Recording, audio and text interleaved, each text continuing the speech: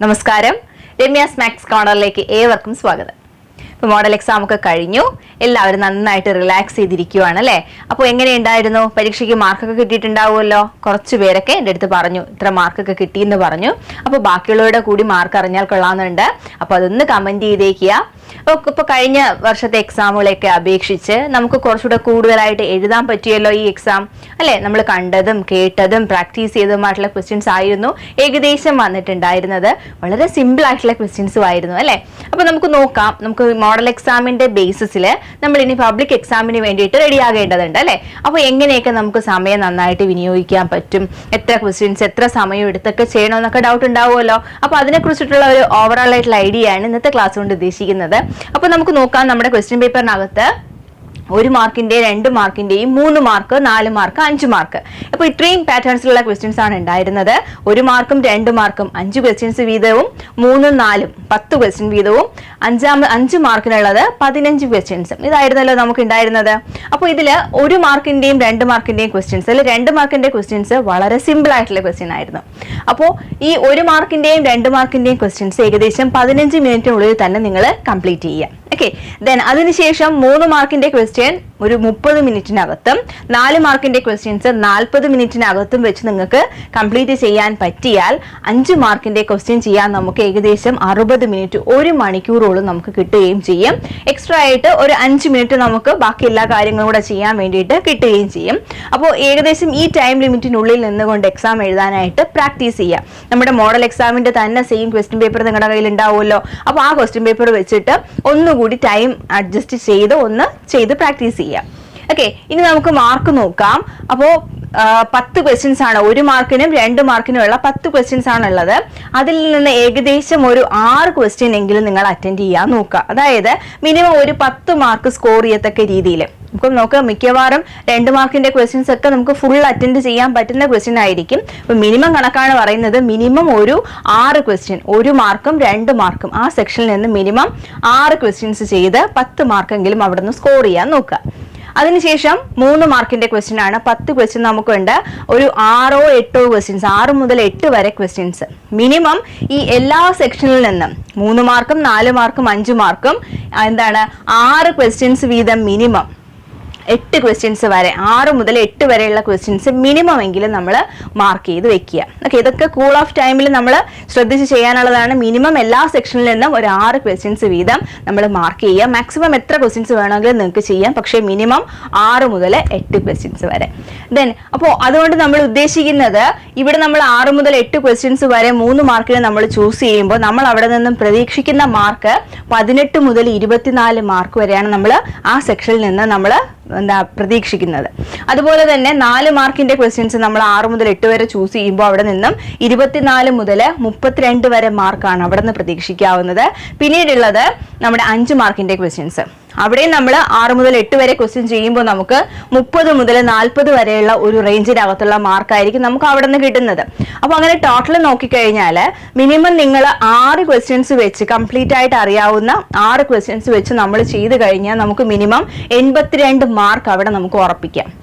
Maximum നമ്മൾ നോക്കിക്കഴിഞ്ഞാലോ 106. അതായത് ഈ എല്ലാ സെക്ഷനിൽ നിന്നും 6 ക്വസ്റ്റ്യൻസ് വെച്ച് നമ്മൾ ചൂസ് ചെയ്ത് 6 മുതൽ 8 വരെ ക്വസ്റ്റ്യൻസ് ആ റേഞ്ചിൽ നമ്മൾ പ്രാക്ടീസ് ചെയ്ത് മാർക്ക് ചെയ്ത് എഴുതി കഴിഞ്ഞാൽ നമ്മുടെ റേഞ്ച് 82 മുതൽ 106 വരെയുള്ള മാർക്കായിരിക്കും നമുക്ക് ഇവിടെ നിന്ന് നമ്മൾ സ്കോർ ചെയ്തെടുക്കാൻ പോകുന്നത്. അപ്പോൾ ഇതിന്റെ ഇടയിലുള്ള ഒരു മാർക്കായിരിക്കും നമുക്ക് കിട്ടുന്നത്. നമുക്ക് 80 മാർക്ക് മതിയല്ലോ.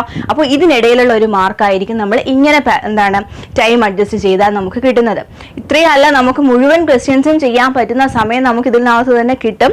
അപ്പോൾ ഇതൊരു ആവറേജ് സ്റ്റുഡന്റിനെ സംബന്ധിച്ചിടത്തോളം നമ്മൾ കൂൾ ഓഫ് ടൈമിൽ മിനിമം ഇത്രയും ക്വസ്റ്റ്യൻസ് മാർക്ക് ചെയ്തേക്കുക. എല്ലാ സെക്ഷനിൽ നിന്നും 6 ക്വസ്റ്റ്യൻസ് അല്ലേ? ഇനി എക്സാമിലത്തേക്ക് നമ്മൾ കുറച്ചുകൂടെ കാര്യങ്ങൾ ശ്രദ്ധിക്കാനുണ്ട്. പ്രധാനമായിട്ടും നമ്മുടെ ആൻസർ ഷീറ്റ് നീറ്റ് ആയിരിക്കണം. അതിൽ മാത്സിനെ സംബന്ധിച്ചിടത്തോളം നമുക്ക് എന്ത് ചെയ്യാൻ പറ്റും, മാർജിൻ ചെയ്യാൻ പറ്റും. മാർജിൻ കൊടുത്ത് റൈറ്റ് സൈഡിൽ നല്ല ഒരു വലിയൊരു മാർജിൻ കൊടുത്ത് അതിനകത്ത് നമ്മുടെ വർക്ക് റഫായിട്ട് നമ്മുടെ ചെയ്യുന്ന വർക്ക് വളരെ നീറ്റായിട്ട് തന്നെ നമ്മൾ മെയിൻ ആൻസർ എഴുതുന്ന ഭാഗത്ത് എങ്ങനെയാണോ നമ്മൾ എഴുതുന്നത് അതേപോലെ അതേ ഇമ്പോർട്ടൻസ് കൊടുത്തുകൊണ്ട് തന്നെ നമ്മൾ കാൽക്കുലേഷൻസും ചെയ്തെടുക്കുക. പിന്നീടുള്ളത് എന്താണ്, റഫായിട്ട് നമ്മൾ ഫിഗർ വരയ്ക്കുന്നത്. നമുക്കറിയാമല്ലോ നമ്മുടെ ത്രികോണമിതിയുമായിട്ട് നിർമ്മിച്ച് എന്താണ് റിലേറ്റ് ചെയ്തിട്ട് നമുക്ക് ട്രയാങ്കിളുമായിട്ട് റിലേറ്റ് ചെയ്ത് ക്വസ്റ്റ്യൻസ് വരാമല്ലോ. അപ്പോൾ അതിൻ്റെയൊക്കെ ഒരു റഫായിട്ട്, റഫ് മീൻസ് നീറ്റ് ആയിരിക്കണം, വളരെ പെട്ടെന്ന് തന്നെ വരച്ചെടുക്കുകയും വേണം.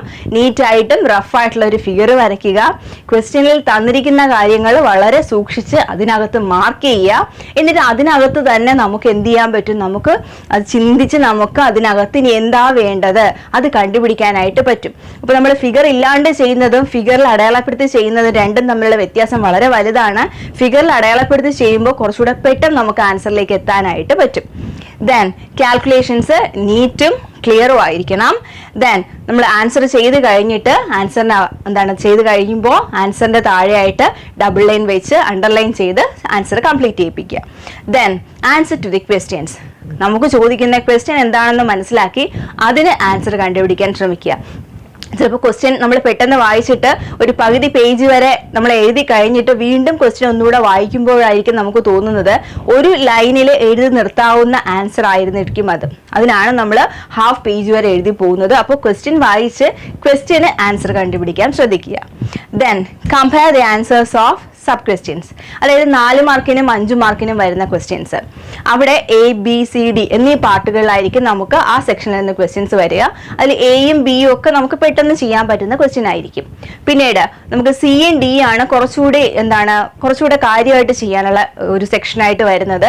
പക്ഷെ ആ സെക്ഷനിലെ ക്വസ്റ്റ്യൻ ചെയ്യാൻ വേണ്ടിയിട്ടുള്ള ക്ലൂ ആയിട്ടായിരിക്കും നമുക്ക് A പാർട്ടും B പാർട്ടും ഒക്കെ തരുന്നത്. നിങ്ങളുടെ മോഡൽ എക്സാമിന്റെ ക്വസ്റ്റ്യൻ പേപ്പർ എടുത്ത് നോക്കിയാൽ തന്നെ അറിയാം. അതിൽ D പാർട്ടിലെ ക്വസ്റ്റ്യൻ ചെയ്യാനുള്ള ക്ലൂസ് ആണ് നമുക്ക് ABC ആയിട്ട് അവർ തന്നെ ചോദിച്ചിരിക്കുന്നത്. അപ്പോൾ ഇതുമായിട്ട് കമ്പയർ ചെയ്തിട്ട് വേണം നമ്മളൊന്ന് ചിന്തിക്കാനായിട്ട്. അപ്പോൾ നമുക്ക് പെട്ടെന്ന് ആൻസറിലേക്ക് എത്താനായിട്ട് പറ്റും. ദെൻ ഇനി നമ്മൾ എക്സാമിന് കൊണ്ടുപോകുമ്പോൾ 2 പെൻസിൽ, നല്ല പെട്ടെന്ന് മൊന ഒടിഞ്ഞു പോകാത്ത നല്ല ഷാർപ്പായിട്ടുള്ള നല്ല ഡാർക്ക് ആയിട്ടുള്ള 2 പെൻസിൽസ് വേണം. അതായത് ഒന്ന് നമുക്ക് സാധാരണ വരയ്ക്കാനും മറ്റു കാര്യങ്ങൾക്ക് യൂസ് ചെയ്യാം, മറ്റത് നമ്മുടെ പ്രൊട്രാക്ടറിൽ ഫിക്സ് ചെയ്ത് വെച്ചിരിക്കുക. അതൊരു ചെറിയ പെൻസിലായാലും മതി, അതായിരിക്കും നമുക്ക് വരയ്ക്കാൻ കുറച്ചുകൂടെ സ്യൂട്ടബിൾ. അപ്പോൾ അത് നമ്മൾ എന്തിലേക്ക് മാറ്റി വെച്ചേക്കുക, പ്രൊട്രാക്ടറിൽ കോമ്പസുമായിട്ട് റിലേറ്റ് ചെയ്തിട്ടുള്ള വർക്ക് വരുന്ന സമയത്തേക്ക് നമ്മൾ കോമ്പസിലേക്ക് ആ പെൻസിൽ ഉപയോഗിക്കാം. അല്ലാണ്ട് വരയ്ക്കാനൊക്കെ നമ്മൾക്ക് രണ്ടാമത് പറഞ്ഞ പെൻസിൽ നമുക്ക് യൂസ് ചെയ്യാം. പിന്നീടുള്ള പ്രധാനപ്പെട്ട കാര്യമാണ് നമ്മുടെ പേന. അപ്പോൾ ഒരു കളറിലുള്ള പേന, ബ്ലാക്ക് ആണെങ്കിൽ ബ്ലാക്ക്, ബ്ലൂ ആണെങ്കിൽ ബ്ലൂ, ഒരു കളർ പേന വെച്ച് തന്നെ നമ്മൾ ആൻസർ ഷീറ്റ് മുഴുവൻ കംപ്ലീറ്റ് ചെയ്യാനായിട്ട് ശ്രദ്ധിക്കുക. 2 കളർ പേന നമ്മൾ അതിൽ മിക്സ് ചെയ്യാതിരിക്കുക. അതിൽ പേന നമ്മൾ അമ്പലത്തിലൊക്കെ പൂജയൊക്കെ വെച്ചിട്ടായിരിക്കും അല്ലേ നമ്മൾ എടുക്കുന്നത്. പക്ഷെ ആ പേന നമ്മൾ ഡയറക്റ്റ് ആയിട്ട് എക്സാമിലേക്ക് കൊണ്ടുപോകുമ്പോൾ ആദ്യത്തേക്ക് എക്സാം എഴുതാൻ നമുക്ക് ഒട്ടും സ്പീഡ് ഉണ്ടാവില്ല അല്ലേ, നമുക്കറിയാമല്ലോ. അപ്പോൾ അങ്ങനെ അതേപടി നമ്മൾ പുതിയ പേന വാങ്ങിച്ച് അതേപടി എക്സാമിന് കൊണ്ടുപോകാണ്ട് അതൊന്ന് എഴുതി ഒന്ന് സ്മൂത്ത് ആക്കിയതിന് ശേഷം മാത്രം കൊണ്ടുപോകാം. നമുക്കറിയാമല്ലോ, നമ്മൾ ഒരുപാട് എഴുതുന്നവരാണ്. അപ്പോൾ നമുക്കറിയാം പുതിയ പേന വെച്ച് എഴുതുന്നത് നമ്മൾ എഴുതിക്കൊണ്ടിരിക്കുന്ന ഒരു പേന വെച്ച് എഴുതുമ്പോൾ തമ്മിലുള്ള വ്യത്യാസം നമുക്കറിയാം. അപ്പോൾ ഡയറക്റ്റ് ആയിട്ട് പുതിയ പേന കൊണ്ടുപോകാണ്ട് അതൊന്ന് എഴുതി സ്മൂത്തൻ ചെയ്തതിന് ശേഷം മാത്രം നമ്മൾ എക്സാമിലേക്ക് കൊണ്ടുപോകുക.